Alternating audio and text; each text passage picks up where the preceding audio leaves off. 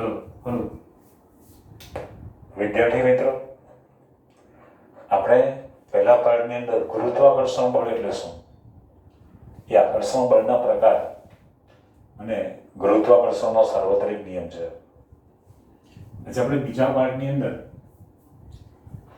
ગુરુત્વાકર્ષણનો સાર્વત્રિક નિયમ લખી સાર્વત્રિક અચળાંક g માટેનું સૂત્ર તારવી તેનું મૂલ્ય એકમ સહિત લખો. અમુક મેં પૂર્વ તૈયારી કરી જ રાખી છે એટલે આપણો સમય નહીં બગડે. હવે જો આ પ્રશ્ન જેવું પૂછે ને એનો કે ગુરુત્વાકર્ષણનો સાર્વત્રિક નિયમ લખી એટલે તમારે લખવું પડશે કે પહેલા ગુરુત્વાકર્ષણનો સાર્વત્રિક નિયમ.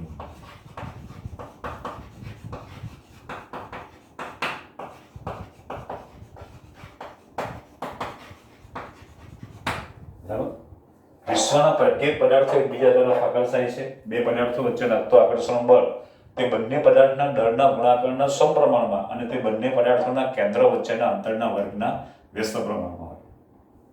વળી આ બળ તે બંને પદાર્થોના કેન્દ્રોને જોડતી રેખાની દિશામાં જ હોય. અને પછી ડેન્ડલમાં સૂત્રની તારવણી.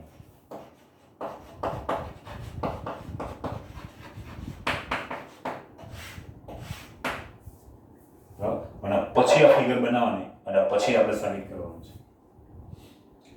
પ્રશ્નો કયો પૂછે કે ગુરુત્વાકર્ષણના સાર્વત્રિક નિયમ પરથી સાર્વત્રિક અચળાંક g માટેનું સૂત્ર તારવો અને તેનું મૂલ્ય એકમ સહિત જણાવો.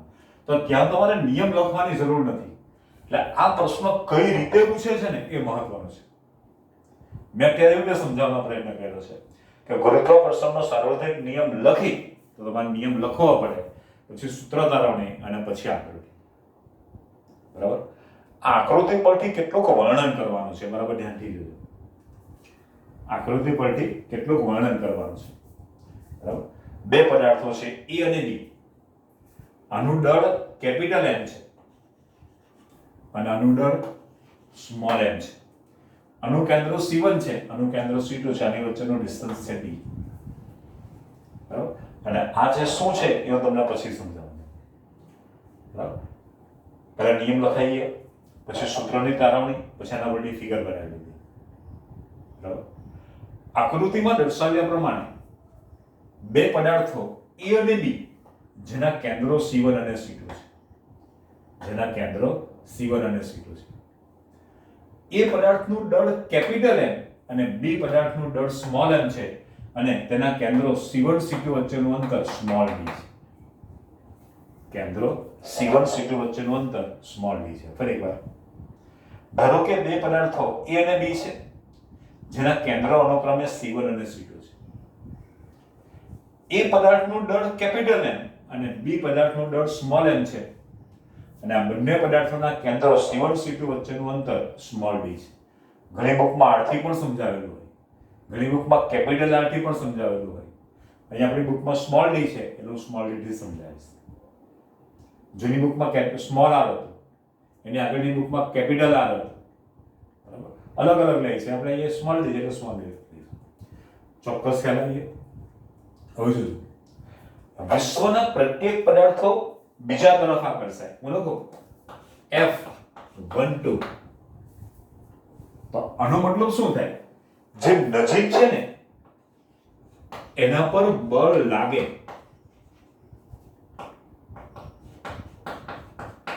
F12 નો મતલબ શું થાય?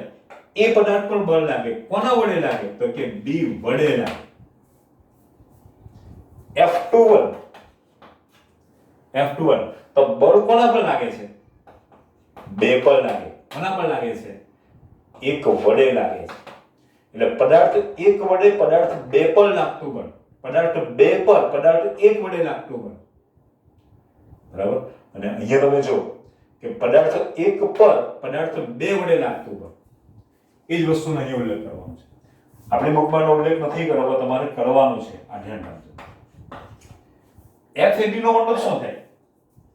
તો કે B પદાર્થ વડે A પદાર્થ પર લાગતું બળ.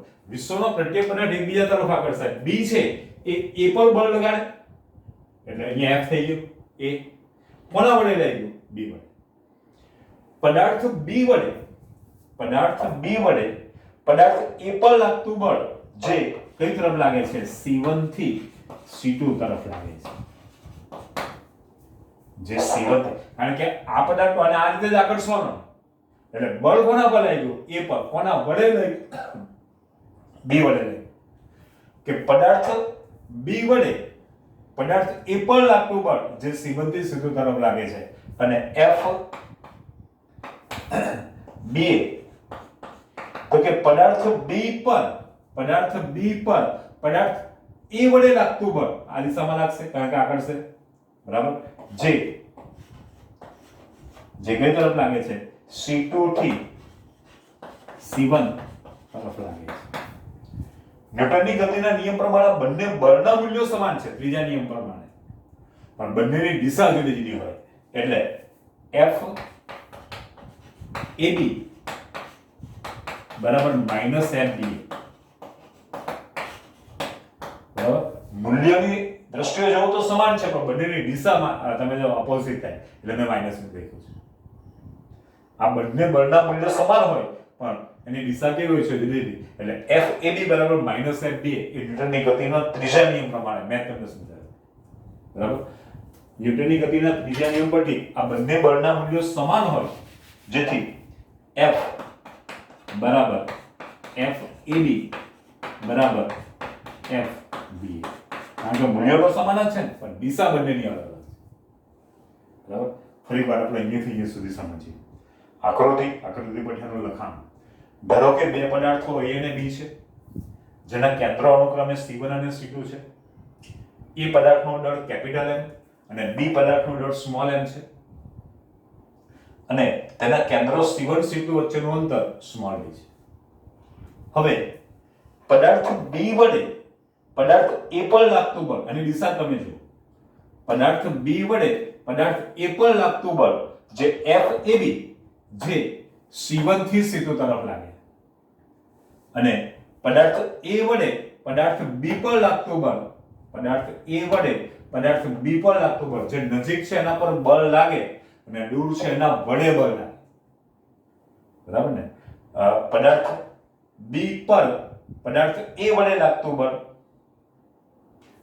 પદાર્થ B પર પદાર્થ A વડે લાગતું બળ FB જે C2 થી C1 તરફ લાગે છે એ કઈ તરફ લાગે છે C2 થી C1 તરફ લાગે જો આ તમને ખબર પડવી છે ચોક્કસ ખ્યાલ આવે છે ને અને ન્યૂટનની ગતિના ત્રીજા નિયમ પ્રમાણે F બરાબર FAB બરાબર FBA આ મૂલ્ય સમાન છે એટલે પણ ન્યૂટનની ગતિના ત્રીજા નિયમ પ્રમાણે FAB બરાબર -FBA અહીંયા માઈનસ એવું ઇન્ડિકેટ કરે છે કે બંનેની દિશા ઓપોઝિટ છે હવે ગુરુત્વાકર્ષણના સાર્વત્રિક નિયમ પરથી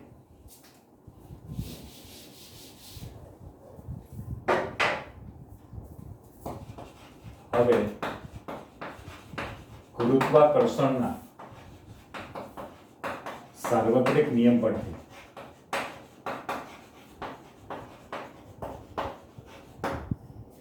આ બે પદાર્થો વચ્ચે લાગતું આકર્ષણ બળ તે બંને પદાર્થના દળના ગુણાકારના સમપ્રમાણમાં એટલે F ચલે છે આનું દળ કેટલું છે કેપિટલ M આનું દળ કેટલું છે small m into small m આ બેનો ગુણાકાર થઈ ગયો એના આપી દે સમીકરણ નંબર 1 અને તે બંને પદાર્થોના કેન્દ્રો વચ્ચેના અંતરના વર્ગના સમપ્રમાણ આ બેના કેન્દ્રો વચ્ચેનું અંતર કેટલું છે d માટે અને F ચલે છે તો 1/d² અને આપી દે સમીકરણ નંબર 2 હું સમીકરણ 1 અને 2 નો ઉપયોગ કરું તો F ચલે છે m into small m upon d². આ ચલે છે પ્રપોઝનલ છે ને કાઢી નાખવું હોય તો ત્યાં મારે કોઈ અચળાંક મૂકવો પડશે માટે F બરાબર capital G m into small m upon d².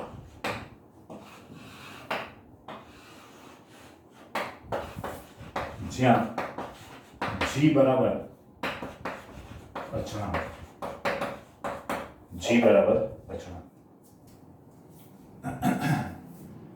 બરાબર છે તમે વિશ્વના કોઈ પણ બે પદાર્થો પરથી વિશ્વના કોઈ પણ બે પદાર્થો વચ્ચે લાગતું ગુરુત્વાકર્ષણ બળ શોધવું હોય તો આના પરથી શોધી શકો બરાબર સૂર્ય અને ચંદ્ર વચ્ચે કેટલું ગુરુત્વાકર્ષણ બળ લાગે તો આપણને સૂર્યનું દળ ખબર હોવું જોઈએ ચંદ્રનું દળ ખબર હોવું જોઈએ બંનેના કેન્દ્ર વચ્ચેનું અંતર ખબર હોવું જોઈએ બરાબર સૂર્ય અને પૃથ્વી વચ્ચે કેટલું ગુરુત્વાકર્ષણ બળ લાગે બરાબર. આ જીનું મૂલ્ય હું તમને અત્યારે કહીશ એટલે તમને આઈડિયા આવશે. તો પૃથ્વીનું દળ, ચંદ્રનું દળ એ બેના કેન્દ્રો વચ્ચેનું અંતર. બરાબર. અહીંયા તારે આ બે વસ્તુ વચ્ચે કેટલું વચ્ચેનું ડિસ્ટન્સ 1 મીટર છે. બરાબર. આ 2 કિલોગ્રામની વસ્તુ છે, હું 80 કિલોગ્રામનો વ્યક્તિ છે, તો આપણી વચ્ચે કેટલું આકર્ષણ બળ લાગે એ પણ આપણે શોધી શકીએ છીએ. આ બે વસ્તુ એટલે આ જે ત્રિપય છે એ અને મારી વચ્ચે કેટલું ગુરુત્વાકર્ષણ બળ લાગે એના તો કહેશે. કેપિટલ G ને ગુરુત્વાકર્ષણનો સાર્વત્રિક અચળાંક કહે.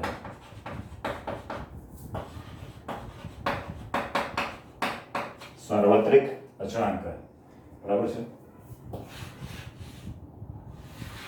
ચલો હું G ના સૂત્રનો ઘટા બનાવું માટે G બરાબર શું થશે? હવે જો G બરાબર આ G ના બાજુ એટલે બધું આ બાજુ લઈ આવીએ તો F * d², કારણ કે છેદમાં છે તો અંશમાં આવી જશે, અને capital M into small m છે એ તમે જોશો આના અંશમાં છે તો ગુણાકારમાં, તો G બરાબર શું આવશે? F * d² upon m into small m. આમ તો અહીંયા લખવા છતો તો પણ એ જગ્યા ઓછી છે એટલે કદાચ ન પણ દેખાય એટલા માટે અહીંયા લખ્યું છે. કેપિટલ G નો ગુરુત્વાકર્ષણનો સાર્વત્રિક અચળાંક કહે છે માટે કેપિટલ G બરાબર G નો સૂત્રના ઘટા બનાવો. કેપિટલ G બરાબર F * d² upon m e into m. જો આની સાથે ગુણાકાર ગઈ અને આ જે છે છેદમાં જતું રહેશે. બરાબર. આ કેપિટલ G નું મૂલ્ય આ મળી ગયું અને એનું મૂલ્ય નક્કી કરનાર વ્યક્તિઓનો હેનરી કેવેન્ડિશ. કઈ મિનિટ ખાસ કેપિટલ G નું જે મૂલ્ય આપેલું છે એ મૂલ્ય આપનાર વ્યક્તિ છે હેનરી કેવેન્ડિશ.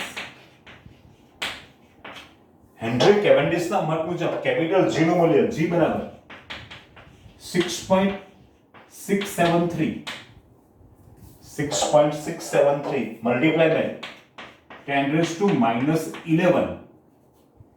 કેપિટલ G નું મૂલ્ય છે 6.67, જૂની બુકમાં 67 આવે તેમાં 3 વધારે છે. 6.673 મલ્ટીપ્લાય બાય 10⁻11. વજનનો એકમ જો F બરાબર શું છે? બળ. બળનો એકમ ન્યૂટન. D બરાબર અંતર છે બંનેના કેન્દ્ર, અંતર મીટરમાં હોય એટલે મીટર સ્ક્વેર. આનું દળ પણ કિલોગ્રામ, આનું દળ એટલે kilogram into kilogram, kilogram square. એટલે 6.67 multiply by 10⁻11 newton metre square પર કિલોગ્રામ સ્ક્વેર. અથવા બીજી રીતે પણ લખાય newton kilogram square, sorry newton metre square kilogram raise to -2, kilogram raise to -2. Newton metre square અને કિલોગ્રામ કિલોગ્રામ છેદમાં છે એટલે કિલોગ્રામ રેઝ ટુ, આની વચ્ચે ઇન્ટુ ની બનાય આપણે આમ પણ લખી શકીએ ન્યૂટન મીટર સ્ક્વેર પર કિલોગ્રામ સ્ક્વેર. બરાબર. આનું અંશમાં લઈ જાવ તો આ પ્રમાણે થઈ જશે. હેનરી કેવેન્ડિશ ના મત મુજબ કેપિટલ G નું મૂલ્ય 6.67 multiply by 10⁻11 newton metre square પર કિલોગ્રામ સ્ક્વેર. મારી દ્રષ્ટિએ આ ટોપિક 9મા ધોરણની અંદર જો રેગ્યુલર સ્કૂલ ચાલતી હોય તો એકવાર 101% પૂછાય. 101%. બરાબર. આ જ પ્રશ્ન તમારે 11 સાયન્સ માટે પણ એટલો જ ઉપયોગી છે. હા, 11 સાયન્સની અંદર બેઠો તમારે 11માનો ફિઝિક્સનો પાર્ટ B છે, એમાં ગુરુત્વાકર્ષણનો ત્રીજો કે ચોથો પાર્ટ છે, એની અંદર આ ટોપિક બેઠો ડિટ્ટો આપેલો છે. એનાથી એક સ્ટેપ પછી આગળ લઈ જાય કે પૃથ્વીની સપાટીથી ઊંચાઈ લઈ જઈએ તો ગુરુત્વાકર્ષણ બળનું મૂલ્ય કેવી રીતે વધે ને એ બધું એ CFE ની અંદર આવે છે. એટલે તમારે નથી આવતો એટલે આપણે અહીંયા સુધી જોવાનું છે. ચોક્કસ ખ્યાલ આવી જાય એકવાર આપણે ઝડપથી સાબિત કરી લઈએ.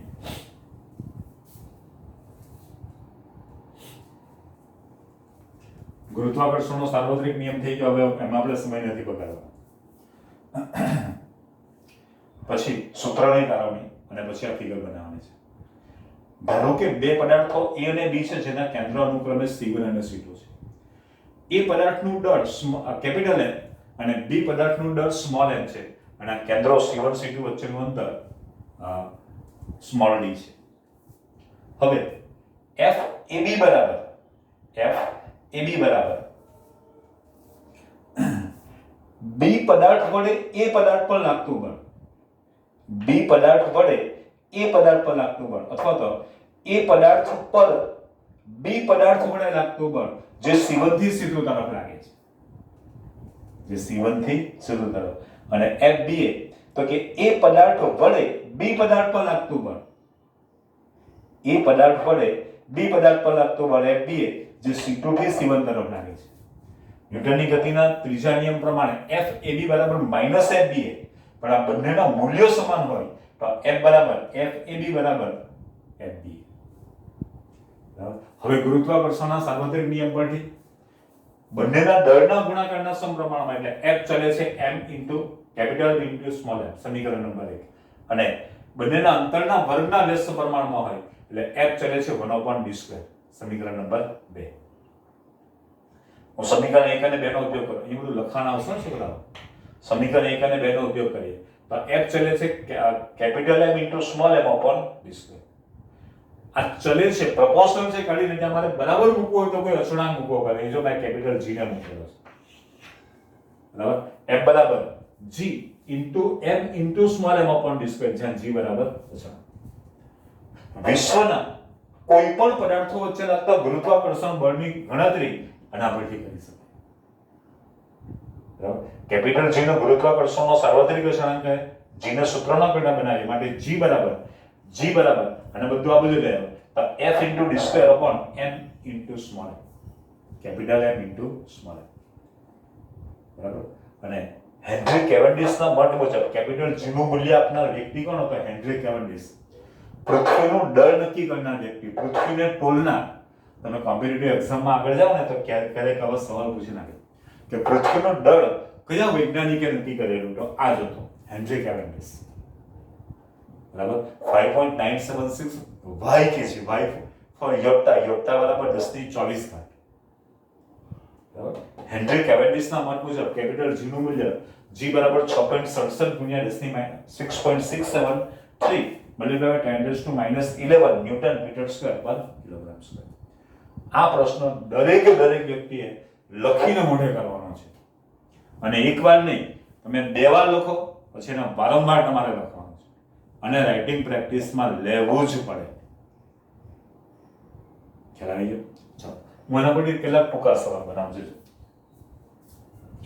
આપણે જાણી જઈને રવા દઈએ છીએ.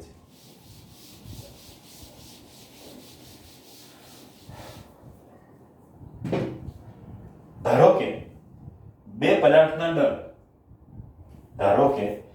પદાર્થના દળ અનુક્રમે 2 કિલોગ્રામ અને 500 ગ્રામ છે. ધારો કે બે પદાર્થના દળ અનુક્રમે 2 કિલોગ્રામ અને 500 ગ્રામ છે, તો તેની વચ્ચે કેટલું ગુરુત્વાકર્ષણ બળ લાગે? તેની વચ્ચે કેટલું ગુરુત્વાકર્ષણ બળ લાગે? આનું મૂલ્ય તો તમે તરત જ શોધી નાખશો, પણ આનો એકમ કયો એ બરાબર જોવું પડશે. તો તમે જો આના પરથી ગણતરી કરી શકે, બરાબર. G નું મૂલ્ય કેટલું છે?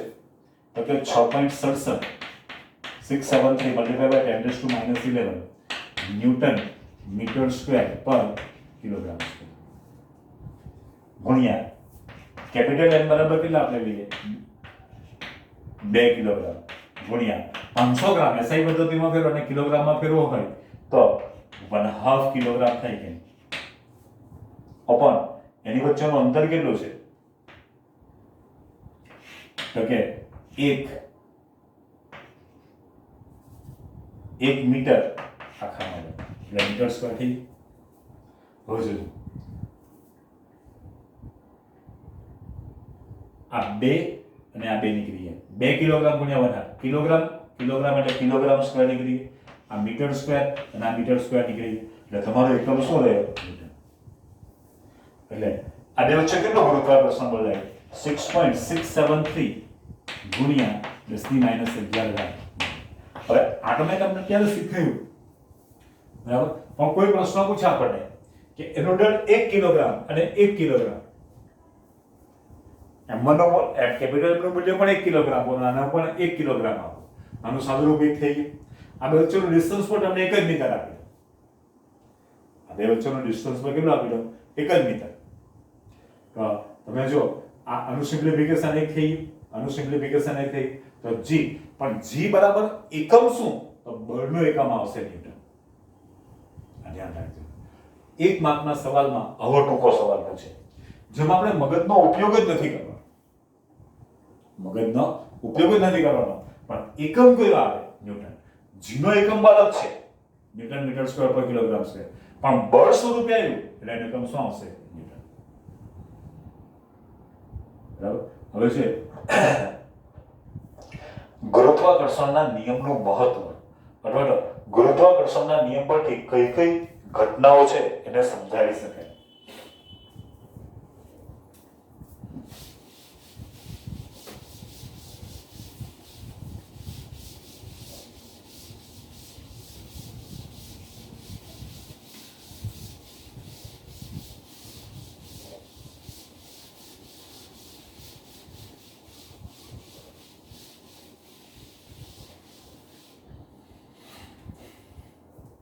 ગુરુત્વાકર્ષણના સાર્વત્રિક નિયમ નું મહત્વ અથવા તો ગુરુત્વાકર્ષણના સાર્વત્રિક નિયમ પરથી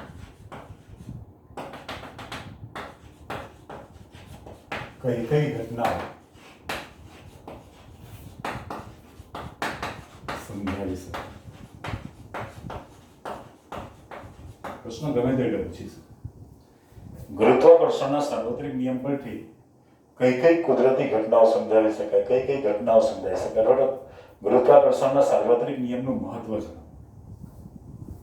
ચલો જો દાદ સમય જોયો તમારો કેટલો થાય? 22 મિનિટ થઈ જશે. ચાલો, પહેલું છે એવું બળ કે જે આપણને પૃથ્વી સાથે જકડી રાખે.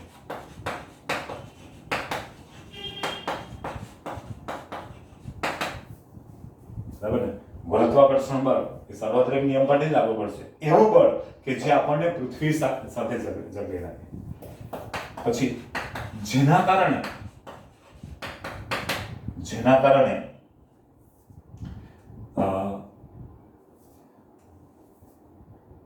ચંદ્ર એ પૃથ્વીની આસપાસ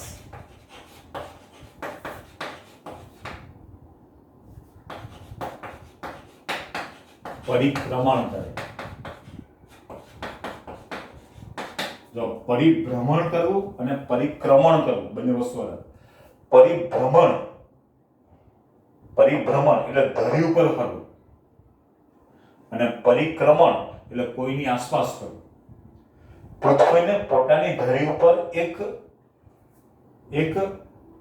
પરિભ્રમણ કરવા માટે 23 કલાક 56 મિનિટ લાગે અને સૂર્યની આસપાસ એક પરિક્રમણ કરવા માટે 365.256 દિવસ લાગે. નોકો લાગશે 365.256 દિવસ. પૃથ્વીને સૂર્યની આસપાસ એક પરિક્રમણ પૂર્ણ કરવા માટે 365.256 દિવસ. આપણે એક વર્ષ બરાબર 365 દિવસ કહીએ છીએ, પણ લીપ યર આવે ત્યારે 366 દિવસ કેમ થાય? તેનું સોલ્યુશન છે આ 365 દિવસ પૂરા અને 0.256 એટલે એપ્રોક્સિમેટ 6 કલાક થયા. બરાબર. 2016, 17, 18 અને 19 2016 ની અંદર 300.256 દિવસ એટલે 6 કલાક આગળ વધી ગયા. 17 માં પણ તમે જો 365.256 તો વત્તા 6 કલાક બરાબર 12 કલાક થઈ ગયા. ફરી પાછામાં 6 કલાક બરાબર 18 કલાક થઈ ગયા અને વત્તા 6 કલાક બરાબર 24 કલાક બરાબર 1 દિવસ બરાબર 366 દિવસ. આપણને ખબર હોવી જોઈએ લીપ યરમાં શા માટે 366 દિવસ આવે. તો આ રીઝન છે. પૃથ્વીને સૂર્યની આસપાસ એક પરિક્રમણ પૂર્ણ કરવા માટે 365.256 દિવસ લાગે. જો આપણે એક શબ્દમાં કેટલા ડાયવર્ટ થઈ ગઈ? પરિભ્રમણ એટલે પોતાની ધરી ઉપર ફરવું. પૃથ્વીને પોતાની ધરી ઉપર એક ધરીભ્રમણ પૂર્ણ કરવા માટે, એક પરિભ્રમણ પૂર્ણ કરવા માટે 23 કલાક 56 મિનિટ લાગે. બરાબર.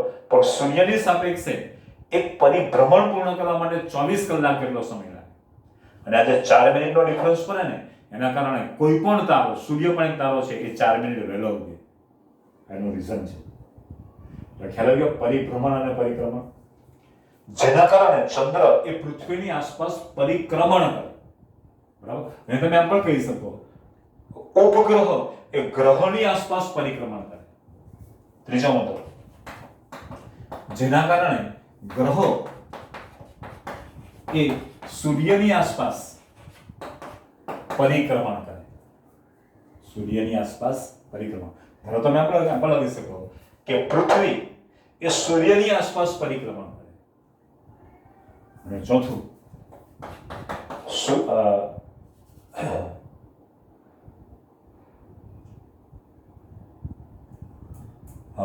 સૂર્ય અને ચંદ્રના ગુરુત્વાકર્ષણ બળને કારણે પૃથ્વીના સમુદ્રમાં થતી ભરતી અને ઓટની ક્રિયા, હાઈ ટાઈડ અને લો ટાઈડ, એ સૂર્ય અને ચંદ્રના ગુરુત્વાકર્ષણ બળને કારણે પૃથ્વીના સમુદ્રમાં થતી ભરતી અને ઓટની ક્રિયા. મારી દ્રષ્ટિએ આ પ્રશ્ન બહુ જ મહત્વનો. આમાં તમે અહીંયા તો એકાદ મિસ્ટેક કરી જ નાખો. 4 જ મુદ્દા છે અને 2 માર્કનો પ્રશ્ન. બરાબર. ગુરુત્વાકર્ષણના સાર્વત્રિક નિયમનું મહત્વ શું છે?